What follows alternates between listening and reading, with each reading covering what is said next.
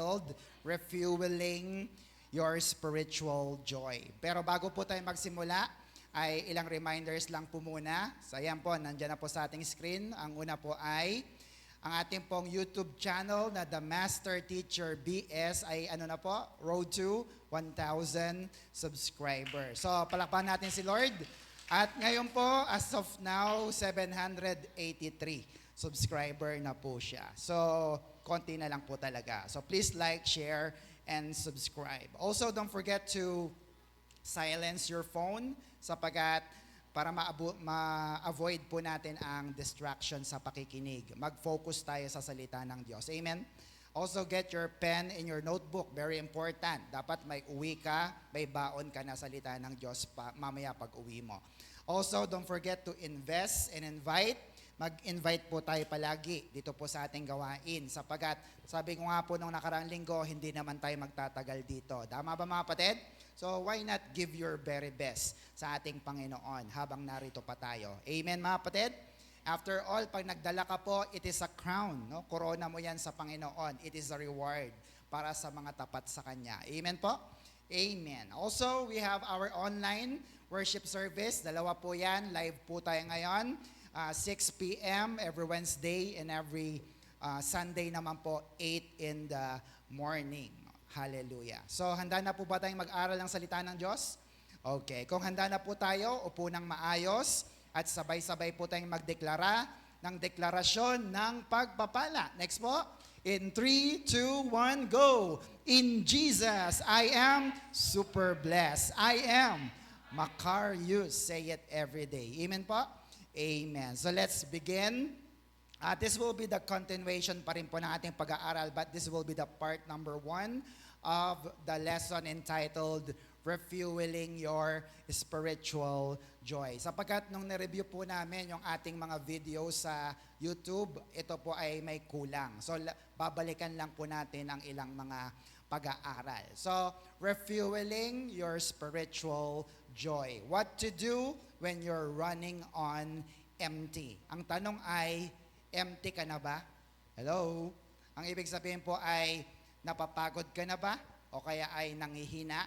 No? After all, ito pong lesson na ito ay napag-aralan natin way back, next po, on our 7th anniversary. Alam niyo po ba yan mga kapatid?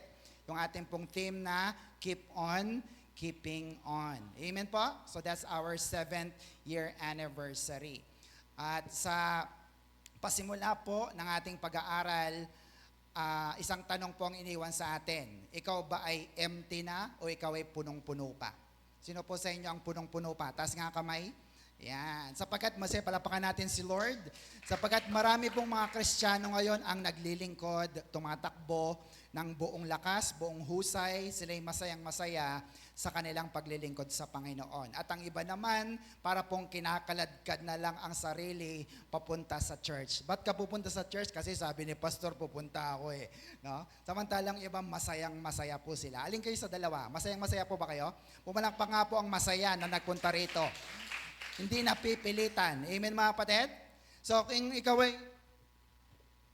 ikaw ay napipilitan, kinakaladkad ang sarili, you are feeling empty, you are feeling dry, or feeling broken kasi hindi ka na makatakbo at nauubusan na ng joy. Bakit po? Kasi baka wala ka ng gas. Sabi nga natin gas. Yan, naubusan ka na ng gasolina, kaya ang tawag sa'yo ay empty na. At kalimitan po, kapag kaunti na lang ang gas natin, sino yung mga nagda-drive o may sasakyan? Tas nga kamay. Yan, pag wala ka ng gas, hindi ka na makaalis, no? Hindi ka na makagalaw, and you're making you unproductive. At higit sa lahat, pag hindi na tumatakbo ang sasakyan mo, sirain na po yan. Amen mga kapatid? I remember nung nagtatrabaho pa po ako as a supervisor sa SM Marilao under the engineering department, bumili po ako syempre ng sarili kong motor, pero syempre dahil second hand ngayon, pre-love, marami po siyang sira. Madalas po ay imbis na ako ang akayin ng motor, siya yung inaakay ko. So ganun na nangyari. Pero those were the days na hindi pa po ako super blessed in Macarius. Pero salamat sa Panginoon sapagkat tunay na pinagpapala tayo ng Diyos sa buhay. Pinapaangat niya ang ating mga buhay. Amen mga kapatid? Kasi hindi ka sumuko sa paglilingkod sa Panginoon. Amen mga kapatid? So ang tanong ko ay ito. Next po, are you joyful are you joyful or happy in serving the Lord? Masaya ka po ba na naglilingkod sa Panginoon? Amen. Sapagkat sigurado ako, marami tayong problema nung naging Christian tayo. Pero ang pinakamagandang sagutin natin, masaya pa ba tayo sa ating Panginoon? Amen? Sabi ng Bible, Psalms 37 verse 4, delight yourself in the Lord, and He will give you the desires of your heart. Amen? Masaya ka ba sa Panginoon? Anong pangako niya? He will give you the desires of your heart. Sa Good News Bible, sabi rito, seek your happiness in the Lord and He will give you your heart's desire. Ibinigay mo na ba ang iyong kaligayahan sa Panginoon? Masaya ka ba na naglilingkod sa Diyos? Masaya ka ba na naging Christian ka? Ang pangako, He will give you the desires of your heart. Sa New Century Version, mas maganda, enjoy serving the Lord and He will give you what you want. No? So, hindi lugi na ikaw ay nagsisimba. Amen mga kapatid? Hindi lugi na ikaw ay nasa church. Hindi lugi na ikaw ay naglilingkod sa Diyos. Bakit? Ang sabi ng verse, God will give you what you want. Name it. Ano bang gusto mo? Amen? Ano man ang gusto mo, basta masaya ka na naglilingkod sa Diyos, ikaw ay pagpapalain ng Diyos na buhay. Kinari, amen? Amen. Now, kapag leader ka na, hindi ka pwedeng makitaan ng panghihina. Amen mga kapatid? Totoo po ba yan? Because ideally, pag leader ka, no? Halimbawa, ikaw ay pastor, ikaw ay care leader, ikaw ay nanay or tatay, no? Hindi ka pwedeng panghinaan sapagkat pag nakitaan ka ng panghihina, ikaw ay napapagod, ikaw ay nanlulupaypay, sila rin po na mga sumusunod sa iyo ay manghihina din. Kinari, amen? Kaya hindi ka pwedeng panghinaan. Sabi sa katabi, hindi tayo pwedeng panghinaan or empty. Bakit? Maraming umaasa sa iyo. Tama? Yung anak mo, yung mga tupa na ibinigay sa iyo ng Diyos. Kinari, amen? Amen po ba? Kaya sabi ng iba, bakit itong si pastor parang laging nakangiti, parang walang problema? Hindi po totoo yan. Marami din po kaming problema. But we choose to live by example, lead by good example. Amen na kapatid? We choose to become a servant leader. We are accountable to God. No? Kaya nga po, ang pakiusap at bilin po ni Apostol Pablo sa mga kapatiran ay ganito. Hebrews 13, verse 17, everybody, obey your leaders and follow their orders. Bakit? They watch over your souls without resting, since they must give to God an account of their service. Look at that. Mananagot kami sa Diyos kung tama bang paglilingkod ni pastor o hindi, o pakitang tao lang, kami ang mananagot, hindi kayong mga tupa. Maliwanag? But look at this. If you obey them, no? Pag sinunod nyo sila, they will do their work gladly. If not, kung ayaw nyo namang sumunod, they will do it with sadness. And that would be of no help to you. No? Sa ibang mga version ay, hindi ito magiging pakinabang. Saan?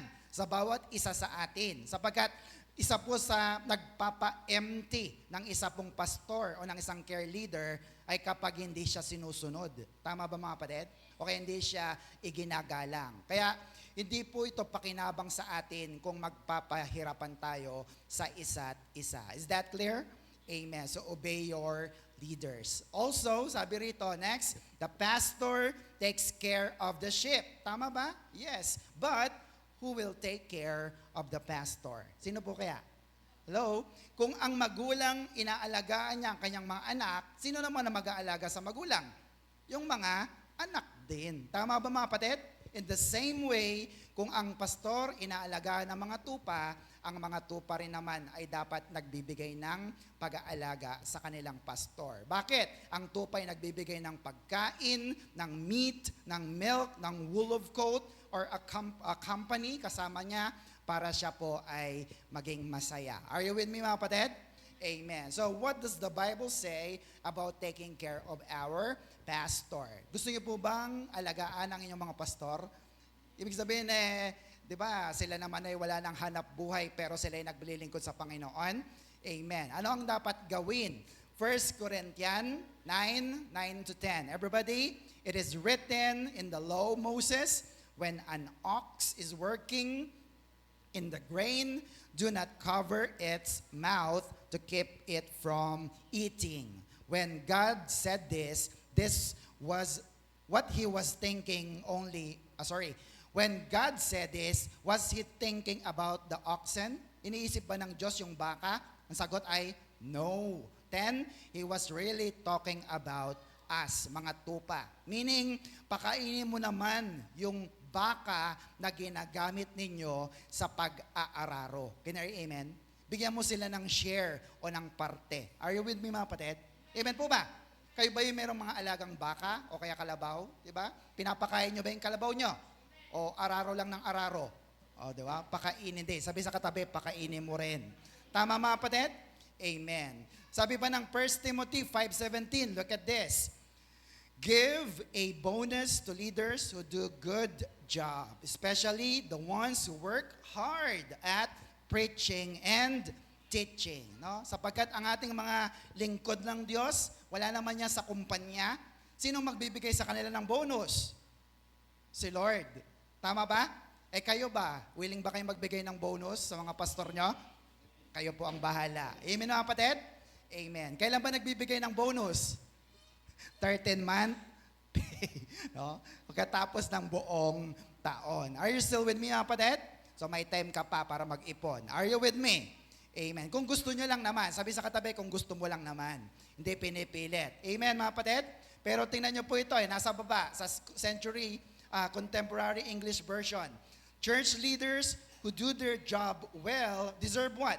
Deserve to be paid twice as much, especially if they work hard at preaching and teaching. Sa Good News Bible, the elders who do the work as a leader should be considered worthy of receiving double pay. No? Provided po ang pastor na ito ay napakasipag magturo. Amen? Amen po ba mga kapatid? Masipag po bang inyong pastor? Kayo na po ang bahala. Amen mga kapatid? Sapagkat pag naalagaan ang mga nagpapastor at mga naglilingkod ng Diyos, mas maaalagaan ang mga tupa. Can you hear amen? Palapakan nga natin ang ating Diyos na buhay. Are you still with me? Ako po, natutunan ko, kapag healthy ang parent, mas healthy rin ang baby. Tama ba mga kapatid? Kahit sa mga aso, kasi kami may dog kami.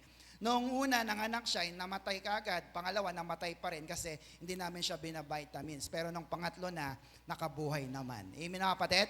Kasi pag healthy ang parent, healthy ang pastor, healthy rin ang mga mapuproduce niya na mga tupa. Can you hear amen? Palapakan natin ang Diyos na buhay.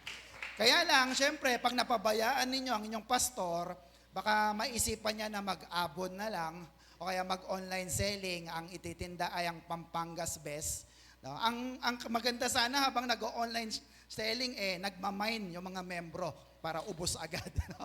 Kaya lang, imbis na ang pastor na yan ay naglilingkod sa Panginoon, imbis na ang tupa ang kanyang hinahanap, ang hinahanap ay tuko. Sapagkat sa online, nakita ko, ang tuko pala ay $400 ang halaga. Magkano yun sa peso? Grabe, no? Parang 4,000 mahigit. Tama mga kapatid? Actually, ganun po ang nangyari sa mga workers, sa mga lingkod ng Diyos, way back sa panahon ni Nehemiah. Tingnan niyo po yan. Kayo na lang ang magbasa. Nehemiah 13 verse 10, dahil napabayaan ang templo ng Diyos, wala nang nagbibigay sa gawain ng Diyos, ano nangyari? Lahat ng mga naglilingkod sa templo, sa church, nagbalik sa bukid. Bakit? Para magtrabaho. Amen po mga kapatid? Amen po ba mga kapatid? Bakit bumalik sa bukid? Wala nang nagbibigay sa templo. And yet, look at this. Tingin po kayo sa akin. Maraming mga pastor ang hindi po binibili ang ganitong kaisipan. Sapagkat mayroon pa rin mga pastor na kahit walang natatanggap, kahit wala silang allowance, naglilingkod pa rin sila sa ating Panginoon at umaasa na kapag ikaw ay nagtanim, aani ka rin pagdating ng araw. Can you hear amen? Amen po mga kapatid. Sige, palapakan natin ang Diyos. Sapagkat mayroon po tayong principle na pinapanaligan or we believe on this. Ano po yon? We have the sowing and reaping. No? There's a time for everything. Pag nagtanim ka, siguradong ikaw ay aani. Amen mga kapatid? If you don't give up. Kaya sabihin sa katabi, huwag kang mag-give up. Don't quit. Amen po? Galatians 6 verse 9, sabi rito, so don't get tired of doing what is good. Don't get discouraged and give up. For we will reap a harvest of, look at that, blessing. Gusto niyo ba ng blessing? At the appropriate time. No? Totoo naman po, di ba? Pag hindi ka sumuko, may reward ka. Pero pag sumuko ka, may reward ka pa ba? Hindi na. Hindi ka na nagtanim eh. Ayaw mo na. Amen mga kapatid? Pag umayaw ka na sa isang bagay, wala ka ng kapag-asa. Sabi sa katabi, wala na. Amen mga kapatid? Pero kung hindi ka bibitaw, hindi ka aayaw, hindi ka magsasawa, ikaw ay aani pagdating ng tamang panahon. Can you hear amen? Kaya wag susuko. Simple lang ang prinsipyo. Wag susuko, may pagpapala. Pag sumuko ka, wala ka ng pagpapala. Ang tanong ay, susuko ka ba o hindi? Hindi ako susuko. Pumalakpak nga po, ang kahit nahihirapan ay maglilingkod pa rin sa Panginoon. Amen mga kapatid? Amen. Sapagkat sabi nga ng Bible, di ba, kung mahina ka pagdating ng problema, mahina ka nga. Tama ba mga kapatid? Kailan ka magiging malakas pag walang problema? Maging malakas ka, lalo na sa panahon ng problema. Amen? So let's move on and let's answer the question, what to do when you're running on empty? Anong gagawin natin kapag tayo ay nakakaramdam ng pagkaubos? Pag-aralan po natin ang 3 application to have a Macarius life, happier than happy life in Jesus. Next po, here's an overview. No?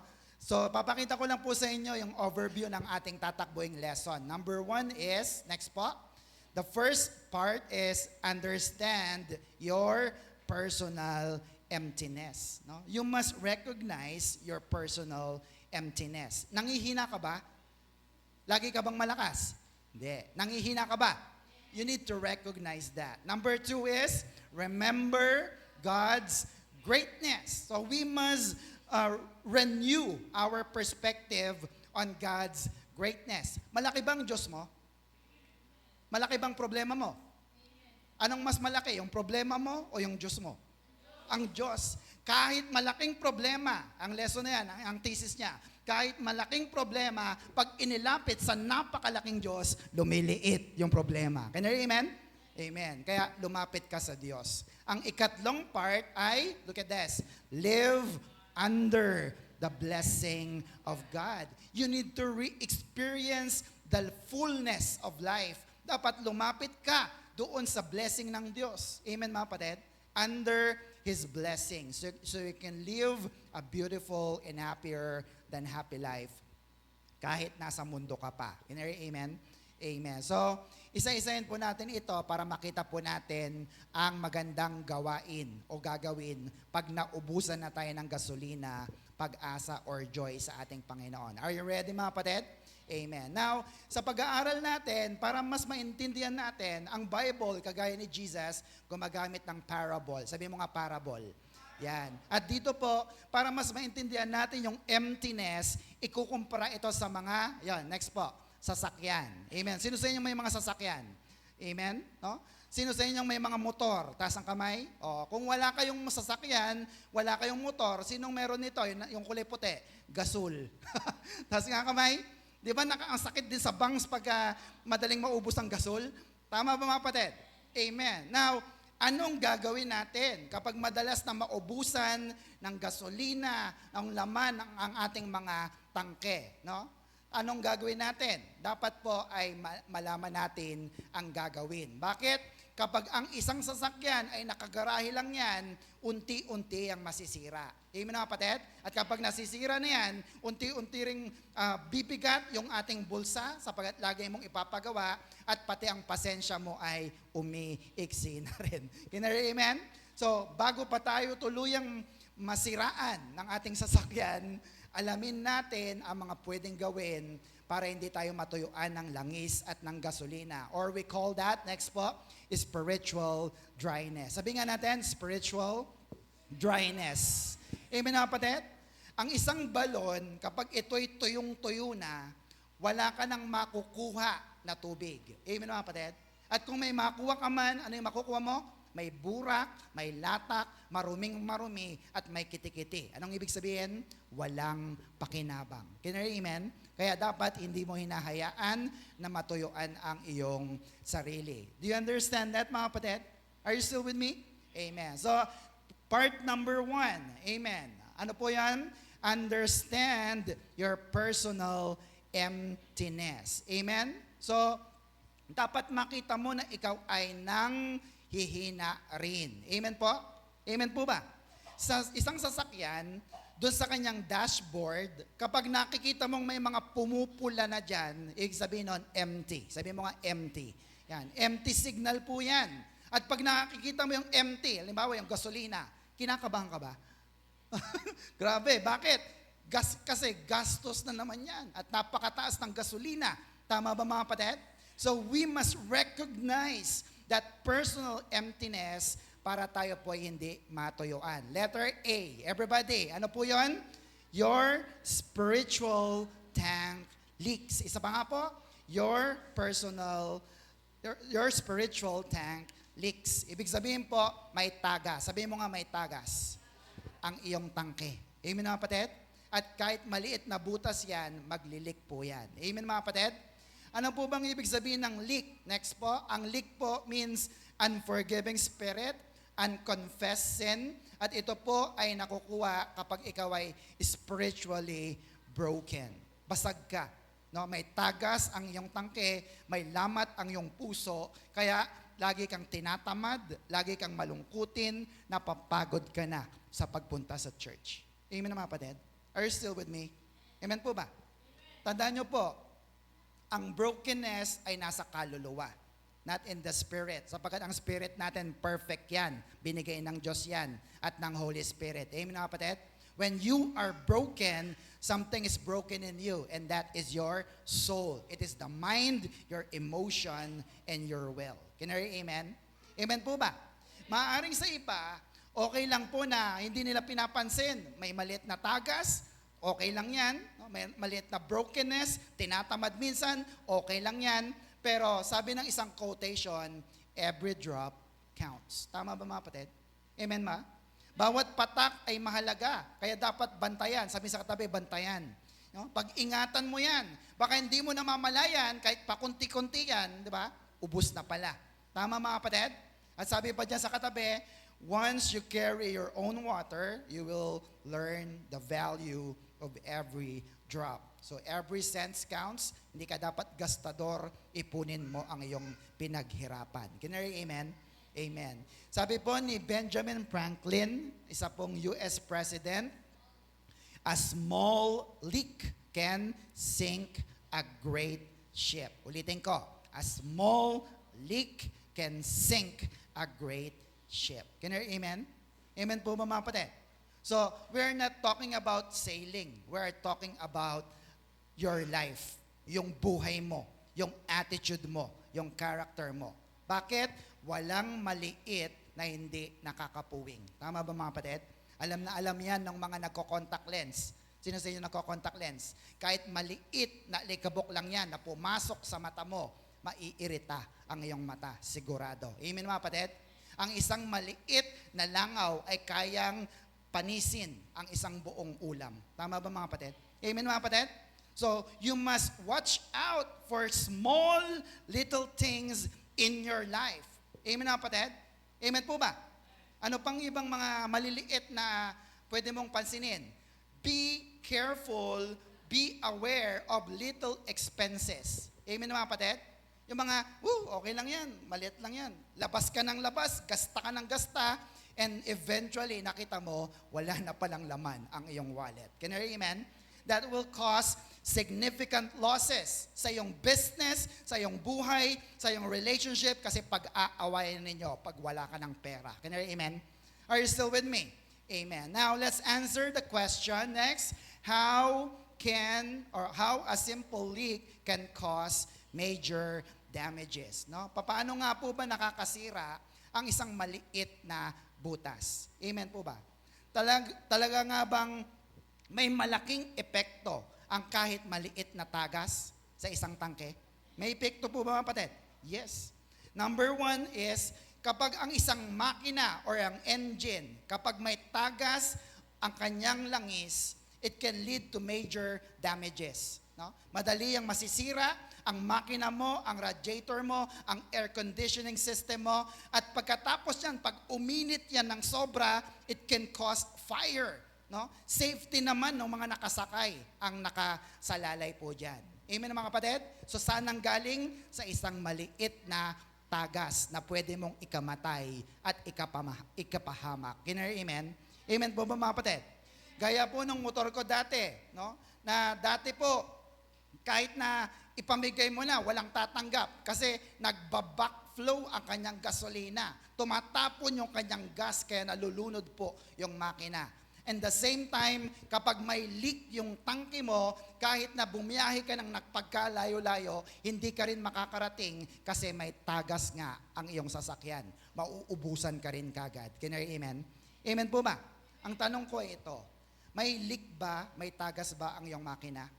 Ang iyong puso? Ang iyong buhay? Ang iyong paglilingkod sa Panginoon? Then, you must detect and fix it early on. Can you amen? Alamin mo, meron bang maliit na tagas? Alamin mo na dapat. Can you amen?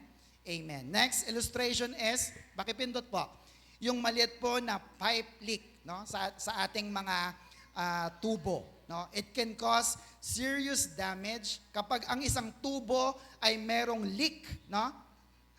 Ito po'y makakasira ng sobra-sobra. I just remember, nung ako po'y nagtatrabaho naman sa SM Clark, isa pong art studio or gallery ang nabasa ng water leak, ang lahat ng mga pictures, ang lahat ng mga nakadesign na mga art, no? So, napakalaking gastos ng binayaran nila. Bakit? Sa nagsimula? Sa isang maliit na leak or butas na bumagsak doon yung kanilang kisame. Are you still with me mga kapatid?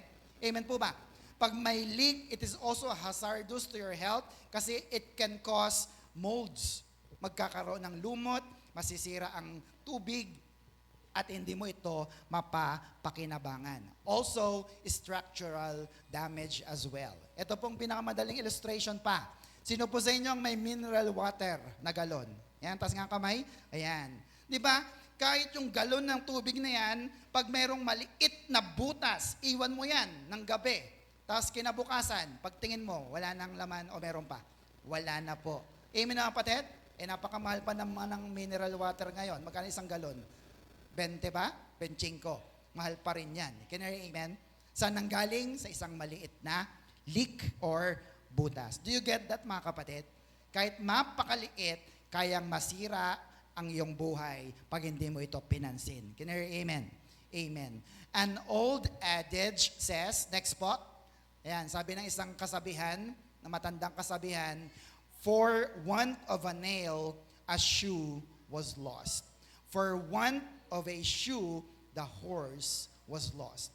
For want of a horse, the rider was lost. For want of a rider, the message was lost. For the want of the message, the battle was lost. For the want of the battle, the kingdom was lost. And all for the want of a horseshoe nail. Amen na kapatid?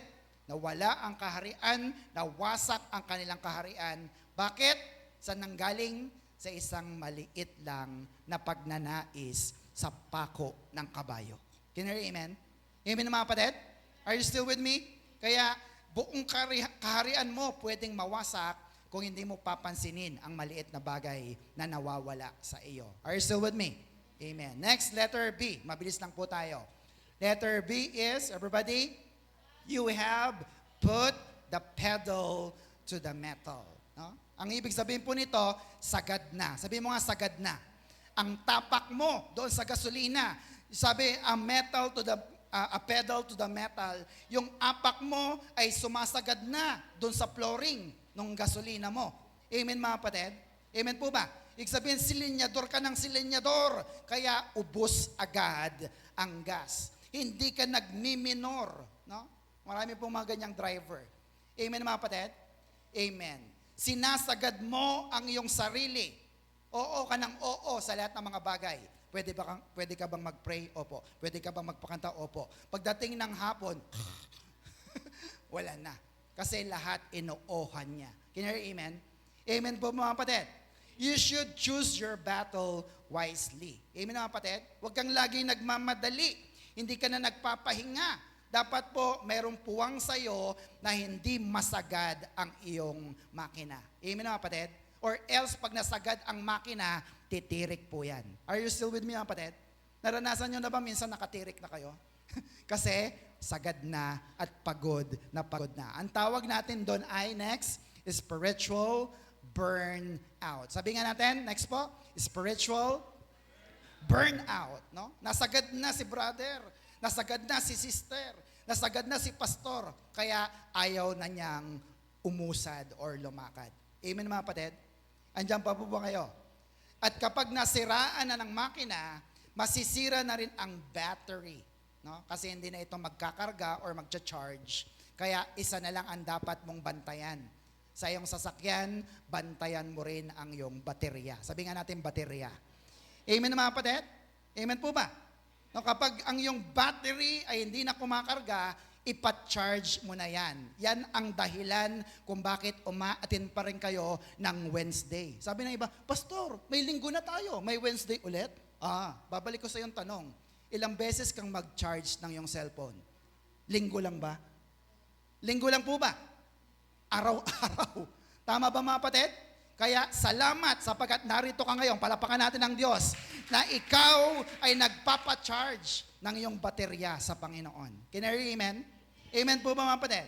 Amen. Sapagkat pag nasira naman ang baterya mo, you will still become unproductive. Hindi makakausad ang iyong sasakyan. Amen mga kapatid? So the question is, are you on low battery? Low bat ka ba? Sige, tanungin mo ang katabi mo, low bat ka ba? Tinan mo yung katabi mo, baka nakatulog niya. Maka-attend lang ng church. Hindi po attendance ang ating tinitingnan dito. Yung performance sa Panginoon. Can you hear amen? Amen po ba? Kamusta po ang baterya natin?